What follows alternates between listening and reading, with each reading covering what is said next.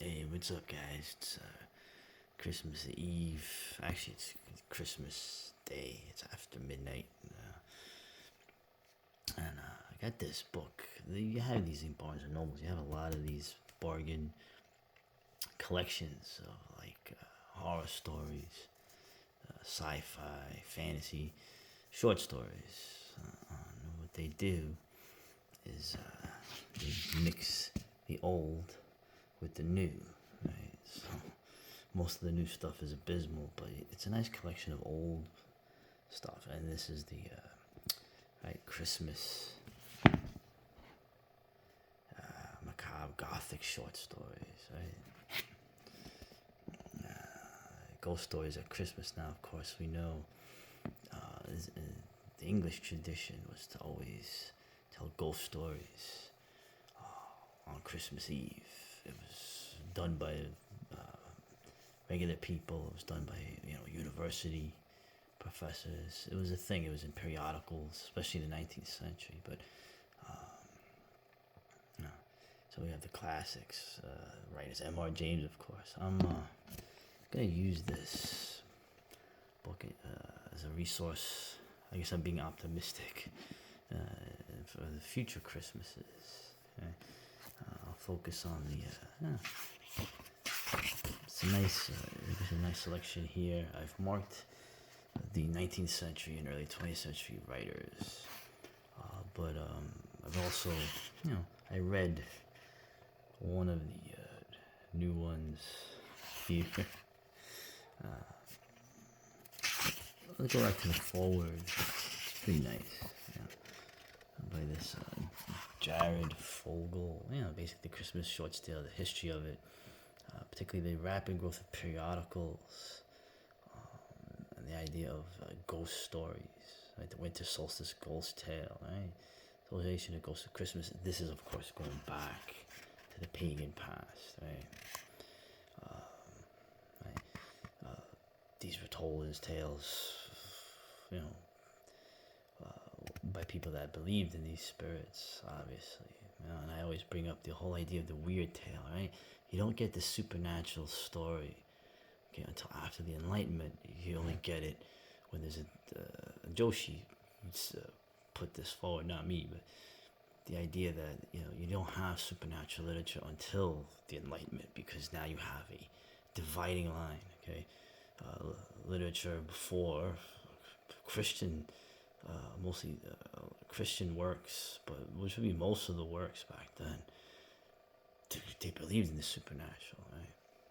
And the Enlightenment is when you start to get rid of that, but it brings it to the fore. I keep saying it's a pagan reflex. Anyway, so that was a nice little thing here. Of course, the big dog, okay, the big Christmas ghost story we all know, right? Christmas Carol. Right? My favorite version is the Albert Finney version and the Mr. Magoo version. But the Albert Finney version, there's some really scary scenes in there. Very atmospheric, very creepy. Right? And the guy puts it pretty much here, right? Of course, the Gothic, okay? The appeal of the Gothic, right? In terms of Lovecraft, Joshi, all these people. Walpole, right? Horace Walpole's The Castle of Otranto. I haven't read that yet, but the Gothic, an uneasy blend of ancient and modern belief systems that oscillates between the older myths of supernatural intervention and post-Enlightenment doubts, romanticism, post-Enlightenment doubts about those very notions, right? So there's a schism there, okay? An age of reason, where ultimately leads to there's no reason to exist. Right? The Gothic is the romantic is a kind of rebellion against that. You want meaning to existence. Right? Yeah. Anyway, right? And then the publishers know, right? Dating back to pagan festivals of old, together in a cozy window evenings to share chilling stories is an enduring Christmas tradition. It's funny as a kid, right? The most wonderful time of the year song, which I sang a line of verse from. I don't know why, right? But the line, there'll be scary ghost stories. When I was a kid, I was always like, really? Like, I don't associate that with Christmas, right? I didn't realize that was more of a traditional Anglo thing to do, but I'm sure the Germans did it. I mean, you have, of course, in Bavaria and Austria, you have that whole thing where people dress up as demons and have bonfires. December. December boys got it bad, huh? I bet you DFC Sons knows what that reference is to. But, yeah. Anyway, I'm going to focus on one author in particular. Everything I've read from this author has been excellent, and these are 3 stories new ones I have read, of course. Was it The Room in the Tower? And there's the other stories too, which I forgot the names of, but very gruesome atmospheric stories. Let me just get to the ones here. In Between the Lights, pretty much, starting out as a Christmas, of course, these are upper class people, more interesting people.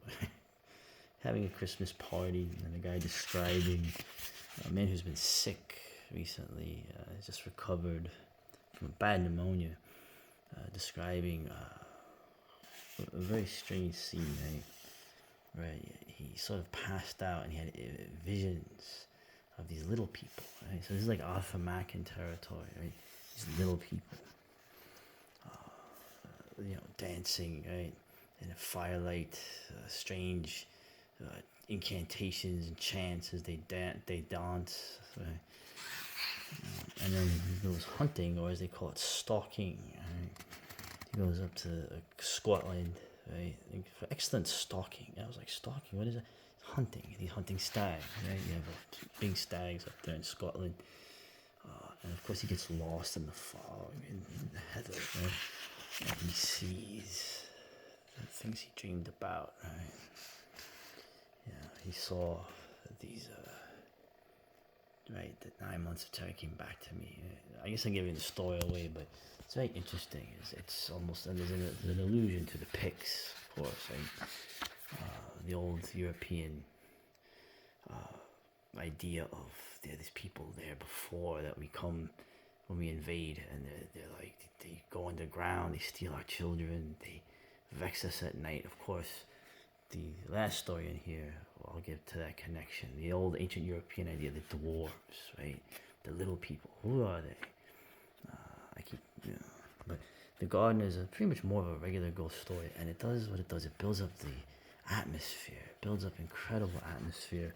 The descriptions of the man walking in winter in southern England, cold but not snowy, but the idea of this cottage on a property of where him and his friend and his friend's wife, been having a little vacation holiday, as you call it. And the woman, is obsessed with it, with the Ouija board. In this story, it's called, what is it?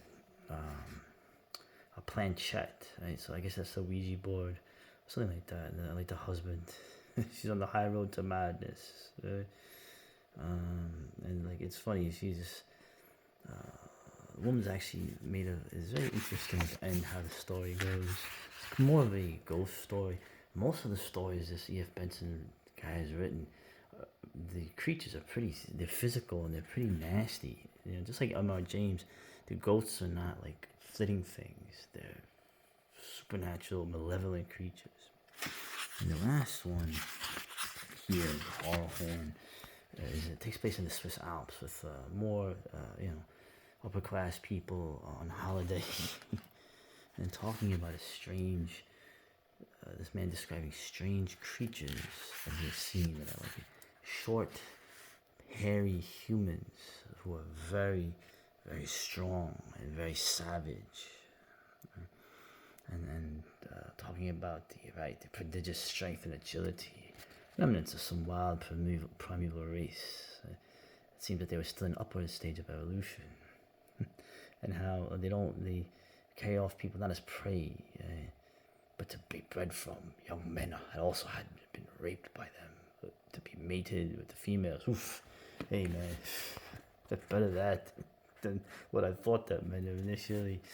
Um, but and then of course the guy doesn't believe it, but then he encounters one later in a very well done scene. You should read these stories of a female member of this primeval race. When the scene where he encounters the being is very well done. Of course, these are, like I said, the legend of the dwarves. These are primeval racial memories of the other humans that, the Neanderthals, essentially. I mean, the war between Cro-Magnon and Neanderthal. They're saying it probably went on for 300,000 years, okay, and it only ended 75,000 years ago. Of course, the DNA of the Neanderthal lives on in us, for better or for worse. My family has a high Neanderthal quotient, so it probably explains a lot. But yeah, really good E.F.Benson. Check out his work. Arkham Reporter actually showed me a collection of his stuff, his horror tales, and it's huge, man. It's like a brick, so it's good. Very interesting. So, and real quick, just as an aside, and it's not an insult or anything, I read this news story because I was sort of taken by, Tannenbaum, old Tannenbaum, old Christmas tree, right? If you want to get American, but I read the story, and of course, the description is the back. This is a queer writer, identified queer writer, which is ironic because apparently E.F.Benson was also of that persuasion, but like in the old way, kept it from, it was no one's business. And these things mean nothing, of course, at least in terms of this. But the Tannenbaum story is very interesting. It wasn't a bad story. Okay, basically, a family down on its luck brings home a really ratty-looking Christmas tree. There you go, 342. Brings home a ratty-looking Christmas tree with the daughter, typical daughter of today. She doesn't like it, and the cat doesn't like it, and then the cat disappears. And then, it reminds me of like the Boogeyman, right? The Stephen King short story. Right? Not a bad story, but there's like no comparison. Okay, the amount of atmosphere built up by E.F.Benson nearly more than a century ago. Right? The descriptions of it, even the way the characters interact. Okay, the way the men act, the way the women act, the way it's done. It's just this modern stuff, and this is not a bad story. Right? It's just there's like, it's not anywhere in the same league. Okay, and I'm not even being, like, oh, the new stuff sucks. The old man, like the metal video I did. Some people thought I was being an old man about it. That's fine. I'd rather be an old man. I feel like an old man in this world I live in. But it was just striking the difference between the two, and I think I'm gonna find more of that as I go through this. But I'm not gonna go through this until maybe more in depth next Christmas. Last Christmas, right? I gave you my heart, right? Bloody heart. I'm trying to do something, man. Trying to do something here, and Merry Christmas, right? Happy Yule. Always keep that going too. All right, good night.